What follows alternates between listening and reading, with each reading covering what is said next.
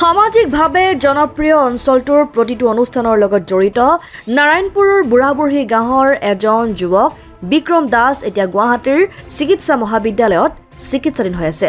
পিতৃ-মাতৃৰ একমাত্ৰ সন্তান বিক্ৰম দাস এক দুৰাৰোগ্য ৰোগত চিকিৎসাধীন হৈ আছে যুৱকজন।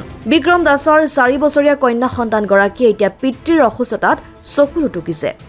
ঘৰখনত এতিয়া এক শোকাকুল পৰিৱেশে বিৰাজ কৰিছে।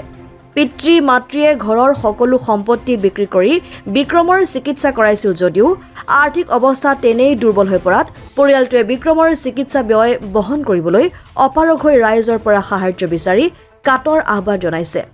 উপায়হীন হৈ এতিয়া পৰিয়ালটো সংবাদ মাধ্যমৰ কাষ চাপি ৰাইজক আৰু চৰকাৰক অনুৰোধ জনাইছে যাতে সকলোৱে তেওঁলোকৰ পৰিয়ালটোক সহায় কৰি কণমানিজনীৰ মুখত হাঁহি বিৰিঙাই তোলে। তেওঁলোকৰ একাউণ্ট নম্বৰটো হৈছে 3431528878 আৰু IFS কোড হৈছে SBIN0015338। একো উপায় পোৱা নাই। এতিয়া মাটি বাৰী ঘৰৰ সা সম্পত্তি সমস্তখিনি বিক্ৰী কৰি এতিয়া একমাত্ৰ মানুহটাহে আছে। বিক্ৰম দাসক মই সুস্থ কৰিব পৰা নাই। গতিকে আপোনালোকৰ চৰণত মই সেৱা ধৰিছোঁ।